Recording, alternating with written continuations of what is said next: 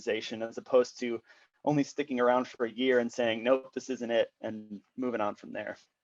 So what was awesome about that kind of shift in my mental energy and where I was going was I was able to, through one of these freelance relationships, work directly with a VP of sales to drive about 40% growth month over month in a business that I was working for. And that was really my first experience of being able to kind of get the keys to the kingdom and say, okay, you know, here's where I can really get my hands dirty and start to offer some of my insight that I've had through this trajectory of being in all these different places with people and processes and products and all this stuff. Here's all of these connecting points that are similar across each of them. And then from there, I was able to get another gig where I was working with a chief growth officer to drive more marketing and design kind of hybrid approaches to things. And through that relationship was able to help that business cross over their first $1 million in net sales for the first time in the history of their company. And so through those two kind of opportunities that I was given, I was able to really start to understand how to take more ownership out of a lot of these projects and figure out when you're really given that ability to come in and give people more of your perspective, how do you take on that ownership in the right way and make sure that you're delivering value to people?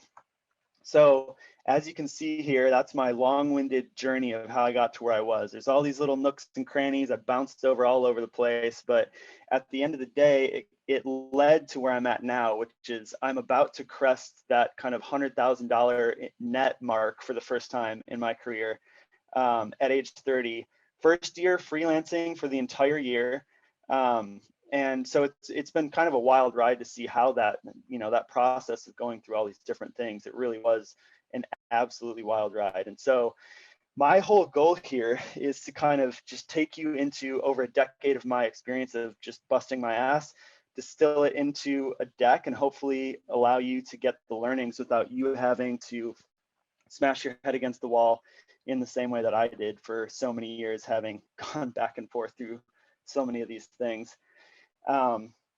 I've seen a lot of, this is more related to design, and I know that this is also very applicable to other creative processes as well, but I've seen so many incredible designers quit just because they hit a lot of these headwinds and they face a lot of this stuff without being able to kind of tap into networks or resources or more kind of mentors that they can learn a lot of this stuff from. And so that's just kind of my goal with this, is distill all that information down and really help people through a lot of these difficulties that otherwise you kind of have to just learn the hard way.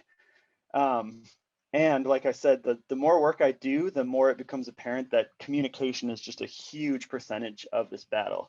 And the rest, I think we'll talk about in probably some other talks in the future. So that's my plug to Sandy to stay tuned for some more of these. Whoop. Any questions from there? I kind of blazed through that first one because it's a lot to unpack.